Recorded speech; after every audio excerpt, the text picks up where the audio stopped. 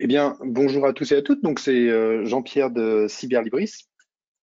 Je suis heureux de vous retrouver pour cette troisième partie des webinaires ScholarVox Université de mars, qui est consacrée aux sciences au sens large.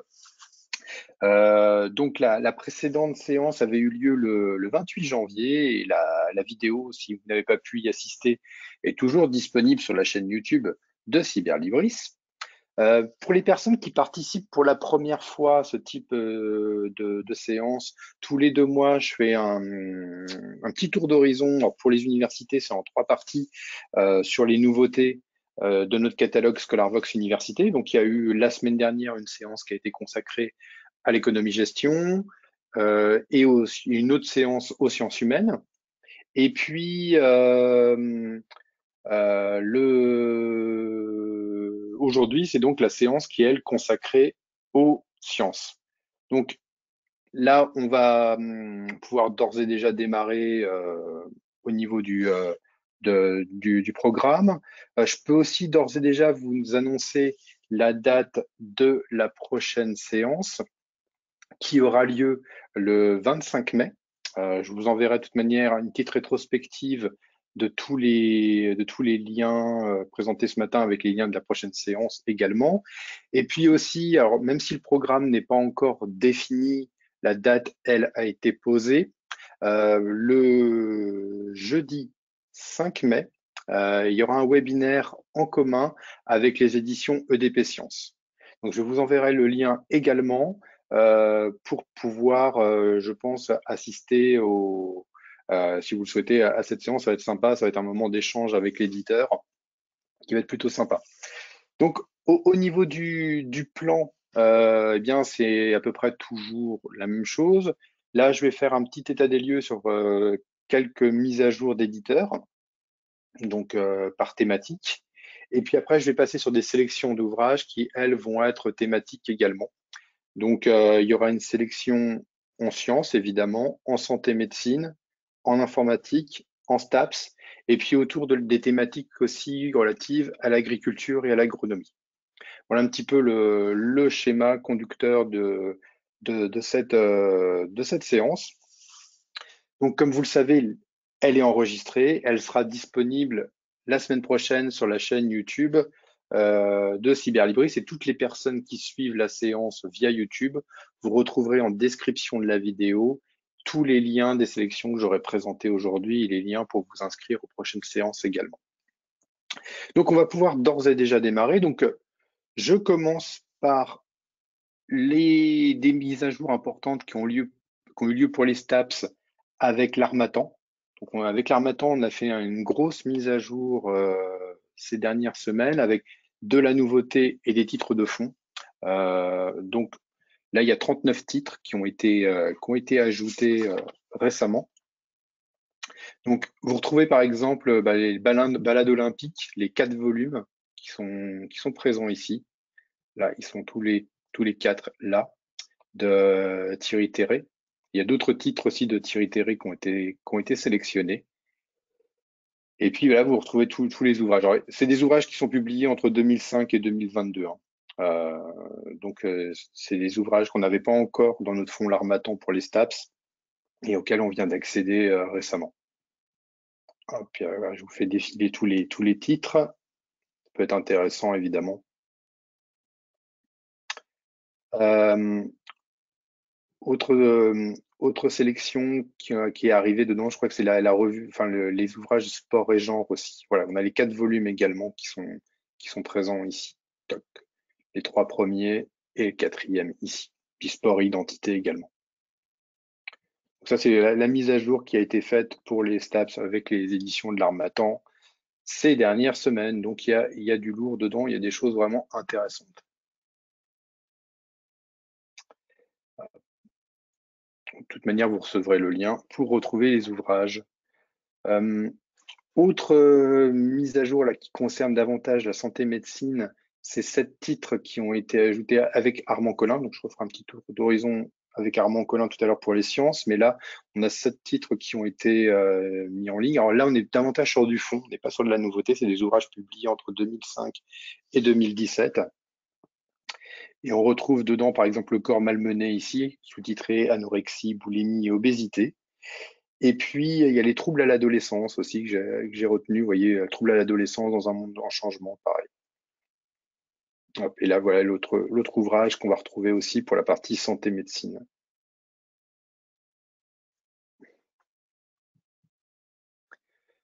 Alors, toujours chez Armand Collin, pour la partie science également, on a 8 titres qui ont été ajoutés. Toujours du fond. Alors là, c'est du fond encore. C'est des ouvrages encore 2005, entre 2005 et 2020. Donc, il y a 8 titres. Donc, on retrouve hydrologie, vous voyez, continentale, par exemple. Il y avait Paris savant, parcours et rencontres au temps des Lumières. Et il y avait un autre ouvrage, c'était l'Arctique aussi, qui était pas mal, qui était intéressant. Et Introduction à la couleur, alors je crois que je l'ai zappé, il est là, c'était le deuxième.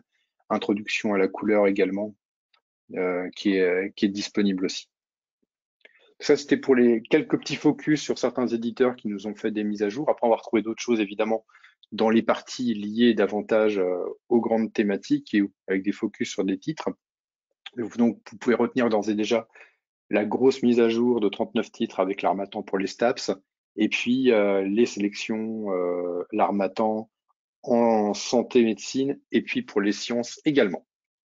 Alors, je vais passer maintenant sur la partie thématique, et je vais commencer par les sciences. J'ai sélectionné une douzaine de titres aujourd'hui parmi les nouveautés, puis je vais faire un focus sur certains d'entre eux, sur 3 d'entre eux pour être précis. Et je vais commencer avec cet ouvrage qui est publié chez Ellipse. C'est Toute la physique sans les équations de Antoine Moreau. Alors Antoine Moreau, il est maître de conférence à l'université de Clermont-Ferrand, professeur de physique. Et cet ouvrage est vraiment excellent. C'est de la vulgarisation, euh, donc sans les équations justement liées à la physique. Donc il y a toutes les clés dedans pour comprendre le monde de la physique en 9 grands chapitres. Tous les grands chapitres liés à la physique sont présents dedans. Donc on va retrouver l'énergie, la mécanique des fluides, l'électromagnétisme, les ondes, la lumière, la structure de l'univers, la relativité, la mécanique quantique.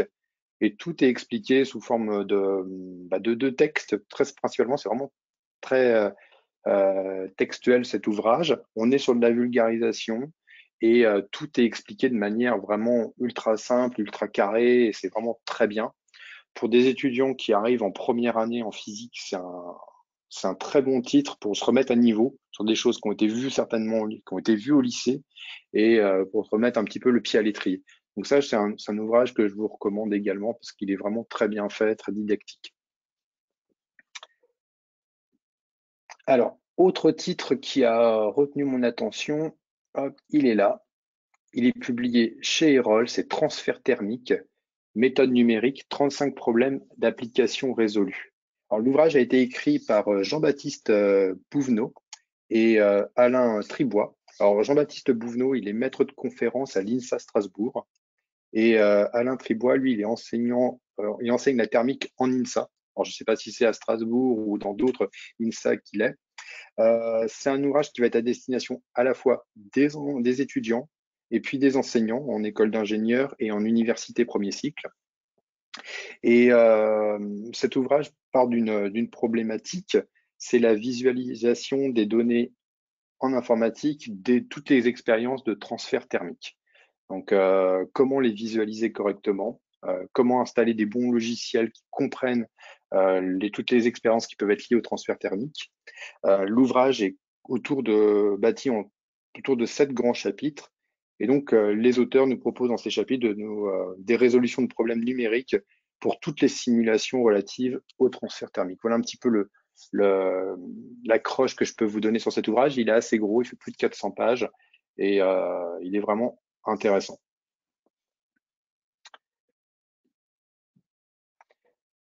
Alors, autre titre en sciences. Alors, bien sûr, vous recevrez le lien pour voir tous les autres, hein, donc je vous enverrai tout ça. Vous pourrez aller voir les autres titres que je n'ai pas présentés forcément. Mais l'autre titre qui m'a semblé intéressant, c'est La vie ailleurs. C'est publié chez EDP. Donc EDP, pour mémoire, le 5 mai, on fait un petit webinaire avec eux. C'est dans leur collection Spot Science, qui est une collection de vulgarisation scientifique. L'ouvrage est titré La vie ailleurs, espérance et déception. Il y a deux auteurs qui ont travaillé sur cet ouvrage. Tout d'abord James Lequeux, qui est astronome à l'Observatoire de Paris, et Thérèse Encrenaz, qui est astrophysicienne et directrice de recherche au CNRS. Et ce livre est une petite promenade, une petite histoire sur, même une histoire avec un grand H, sur l'homme face au problème de la vie dans l'univers. À partir de quel moment l'homme a commencé à s'interroger, est-ce que la vie existe ailleurs? Et comment ça s'est matérialisé dans sa pensée, dans ses théories. Donc on retrouve évidemment depuis l'Antiquité cette question avec la multiplicité des mondes, toutes les choses qui peuvent nous sembler entre guillemets absurdes, mais qui parlent qu'il y aurait eu, on imaginait de la vie sur le Soleil, les planètes imaginaires, donc comme des théories avec lesquelles comme quoi la Terre aurait une deuxième lune qui aurait été habitée, le cas de Mars, la vie sur Mars, et puis la vie, entre guillemets, enfin, parce qu'il n'y en a pas, sur Vénus. Donc on retrouve tout ça dedans. Donc c'est vraiment un excellent titre de vulgarisation sur la vie ailleurs et comment elle a été imaginée par les hommes et des fois même théorisée d'ailleurs. Donc c'est vraiment un très bon bouquin sur l'astronomie, puisque tout est remis évidemment en perspective avec la science, hein. Tout est réexpliqué pourquoi sur Vénus il n'y a pas la vie, etc. Mais c'est vraiment très bien et c'est un ouvrage que je vous recommande également. Alors sur la partie science, dans les 12 titres proposés, vous pouvez donc retenir toute la physique sans les équations aux éditions Ellipse, transfert thermique aux éditions Erol, et puis chez EDP, La vie ailleurs, espérance et déception, dans la collection Spot Science. Alors, j'ai passé maintenant sur la partie santé médecine. Voilà. Et j'ai sélectionné 6 titres pour cette partie. Je vais faire un petit focus sur 3 d'entre eux. Donc, vous voyez, on a reçu des ouvrages d'anatomie de chez Ellipse et je vais parler de celui-ci principalement. Le QCM d'anatomie, membre thoracique et membre pelvien. C'est de Richard Massico et de André-Pierre Hussel. Alors, rapidement, les deux auteurs ils travaillent au CHU de Pointe-à-Pitre. Donc, c'est des médecins au CHU de Pointe-à-Pitre spécialisés sur toutes les questions liées à l'anatomie. C'est donc un QCM avec les corrigés et les commentaires. Et on trouve dedans de l'ostéologie, de l'arthrologie et de la myologie. Et c'est un petit fascicule qui fait à peu près 200 pages.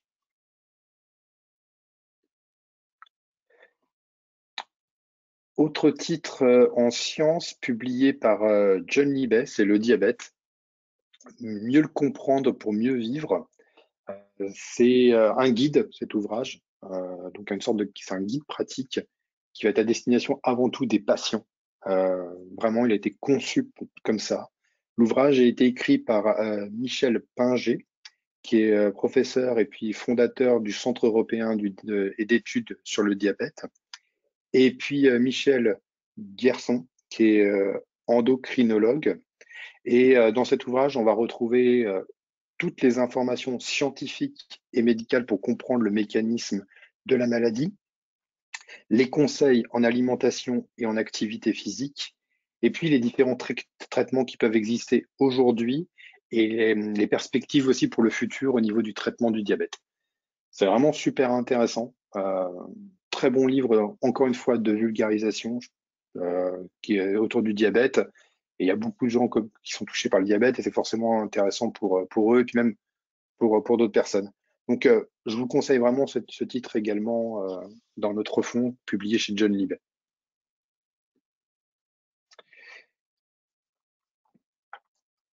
Alors, autre titre que j'ai retenu, il est où? J'espère que... Hop, je l'ai mis où? Ah, il est là, pardon. Hop, c'est l'aide-mémoire à l'éthique clinique en 10 cas et 10 repères méthodologiques. C'est publié chez Duno. Donc, il y a deux personnes qui ont travaillé sur cet ouvrage. Il y a tout d'abord fait Véronique Fournier, qui est cardiologue et créatrice du Centre d'éthique clinique de l'hôpital Cochin en 2002. Et Nicolas Fourer, qui est dermato-vénérologue et membre également du Centre d'éthique clinique. Donc, l'ouvrage dresse déjà un panorama sur qu'est-ce que l'éthique clinique. Il y a plusieurs cas qui sont présentés dedans, énormément de cas d'ailleurs. Comment sont abordés, comment on aborde les questions d'éthique dans des cas aussi variés que la pédiatrie, la réanimation, la psychiatrie, la gériatrie, et puis des demandes de stérilisation aussi. Donc, plusieurs cas de figure sont présents dedans. Donc, c'est vraiment un ouvrage très intéressant, évidemment, sur la notion d'éthique en clinique. Alors, sur la partie santé-médecine, vous pouvez donc retenir l'anatomie pour les passes, ça je ne l'ai pas précisé, le diabète, et puis l'éthique clinique publiée chez Duno également.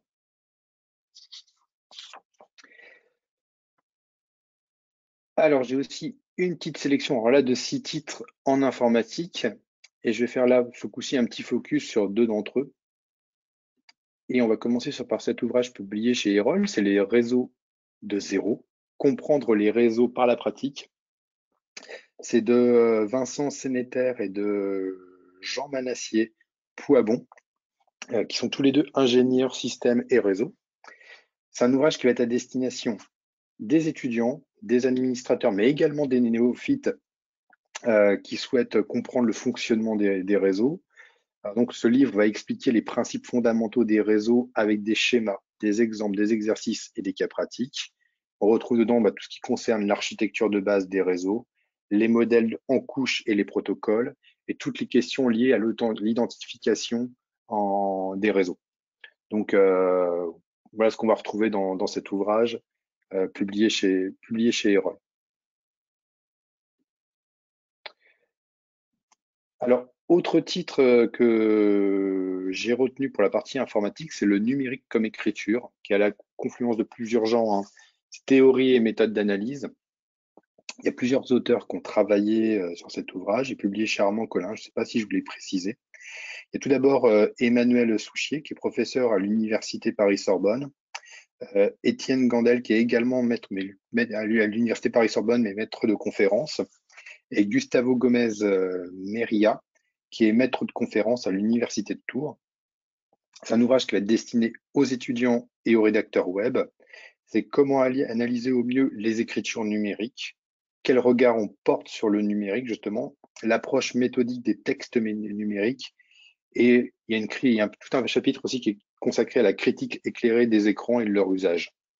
Voilà ce qu'on va retrouver dans ce titre. Donc, comme je vous l'ai dit, qu'il y a la frontière des genres qui va intéresser évidemment informaticiens, mais aussi rédacteurs web. Et c'est vraiment un ouvrage qui est destiné aux étudiants.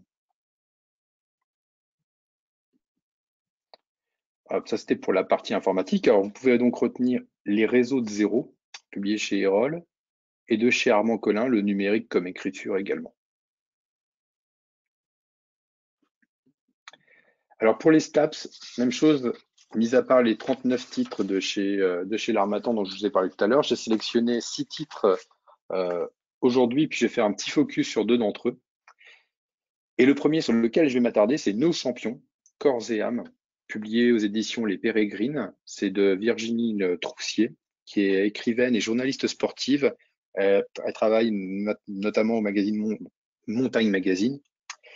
Alors, cet ouvrage est le fruit de plusieurs rencontres, d'une quinzaine de rencontres d'ailleurs avec des grands sportifs. Donc, on va retrouver par exemple le rugbyman Vincent Clerc, on va retrouver Bernard Hinault dedans, Bixente Lizarazu.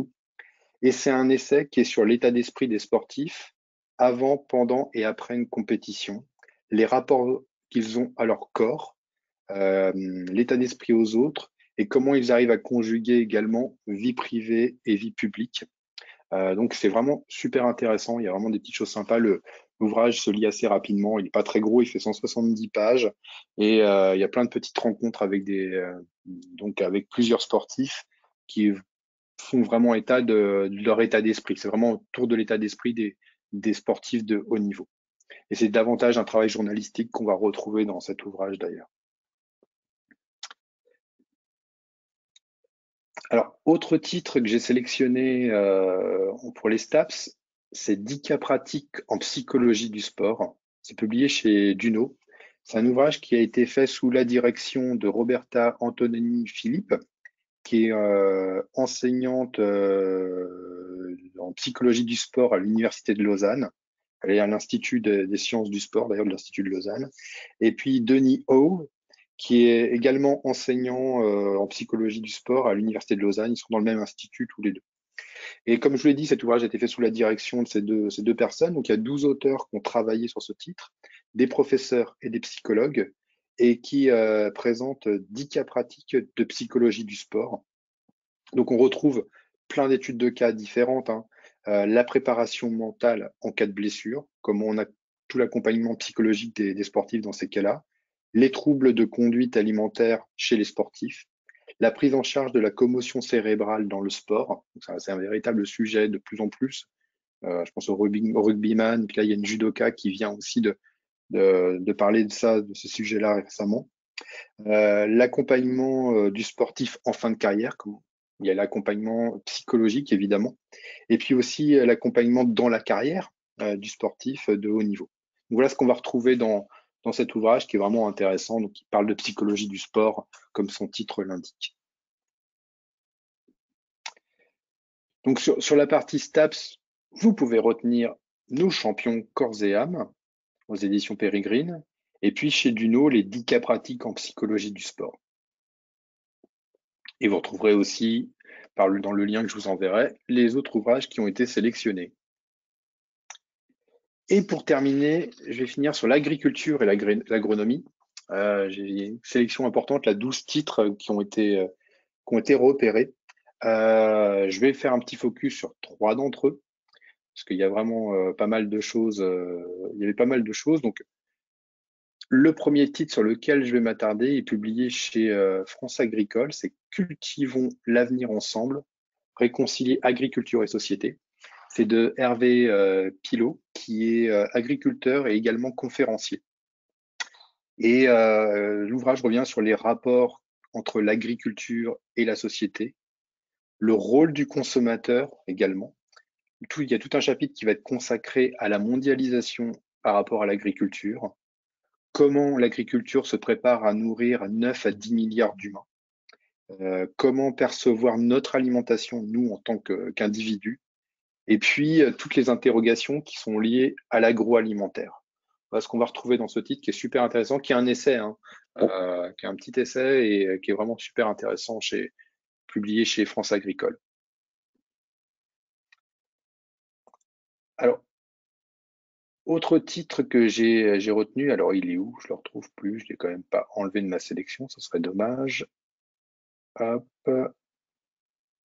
ah il est là. Hop, c'est À la recherche du blé vivant, publié chez Actes Sud. Vous verrez dans le lien que je vous enverrai, il y a d'autres titres de chez Actes Sud qui ont été sélectionnés. Alors c'est de Jean-Philippe de Tonnac, qui est essayiste et journaliste et également éditeur. Et Roland Feuillas, qui est un ancien ingénieur en informatique, qui a une vingtaine d'années, a fait un choix audacieux. Il s'est lancé dans la boulangerie et il est devenu également meunier. Et cet ouvrage est le fruit d'une deuxième rencontre entre les deux auteurs. Ils s'étaient rencontrés il y a quelques années. Ils avaient déjà fait un livre en commun qu'on n'a pas encore dans notre fond, toujours publié chez Actes Sud, mais qui tournait autour du pain, vraiment. Et là, ils reviennent tous les deux avec un nouvel ouvrage qui tourne, lui, autour du blé. Et ça parle d'un échange entre les auteurs sur les différentes variétés de blé qui peuvent exister et comment il peut y avoir des retours de nouvelles cultures d'anciennes variétés de blé également. Voilà ce qui est présenté dans ce titre, donc qui est super intéressant, qui est vraiment le fruit d'un échange entre les deux auteurs. Hop. Et pour terminer, dernier titre, il est où? Il est là. Hop. Il est publié chez Quae. C'est La vigne, miracle de la nature, 70 clés pour comprendre la viticulture. C'est de Frédérique Pelsi, qui est directrice de recherche à l'INRAE de Colmar. Elle est spécialisée en santé de la vigne et en qualité du vin. Et elle a coécrit l'ouvrage avec Didier Merdy-Noglu, qui est directeur de recherche à l'INRAE également. Donc c'est un ouvrage qui construit sous forme de 70 fiches, 70 questions pour comprendre l'ensemble de la viticulture. Mais vraiment, quand je dis l'ensemble, c'est toute l'histoire de la viticulture. Donc on retrouve les grands événements de l'histoire de la viticulture dedans, comment la vigne a été domestiquée par exemple, le vin des Romains, quel goût il avait, est-ce que c'est le même goût qu'aujourd'hui, la viticulture au Moyen Âge également, qu'est-ce qu'un cépage, comment est pollinisée la vigne, les maladies de la vigne aussi, les grands pays viticoles et la viticulture de demain. Donc là, je vous donne quelques exemples de chapitres qu'on retrouve dans cet ouvrage, mais il y en a 70 au total. Donc c'est vraiment très complet et c'est un ouvrage que je vous recommande. On est dans la vulgarisation, mais en même temps, c'est ultra précis, c'est très bien. Et j'imagine pour des étudiants qui commencent à travailler sur les notions de viticole, de la viticulture en général, ça peut être un ouvrage vraiment intéressant parce que tout y est dedans. Et vraiment tout, tout, tout. Alors sur la partie donc agriculture et agronomie, parmi les 12 titres, vous pouvez retenir Cultivons l'avenir ensemble, À la recherche du blé vivant, et puis La vigne, miracle de la nature. Voilà, j'ai terminé pour la séance d'aujourd'hui qui a été bien complète. J'espère que ça vous a plu, que vous avez trouvé des ouvrages intéressants pour vous. Je vais vous envoyer à toutes les personnes là, qui participent évidemment aujourd'hui un petit lien avec une rétrospective de toutes les choses qui ont été présentées aujourd'hui. Retenez également que la prochaine présentation des nouveautés en sciences aura lieu le mercredi 25 mai. Alors, ça ne sera pas un jeudi ou un vendredi comme d'habitude, mais le mercredi 25 mai, parce que c'est avant le week-end de l'Ascension. Et que le jeudi 5 mai à 11 heures, il y aura un webinaire commun avec les éditions EDP Sciences. Donc, même chose, je vous enverrai le lien pour que vous puissiez vous inscrire. Toutes les personnes qui suivent la séance sur YouTube, en description de la vidéo, vous retrouverez tous les liens. Je vous remercie beaucoup de votre attention. J'espère que ça vous a plu. Je vous souhaite une très bonne journée et puis je vous dis à très bientôt. Au revoir.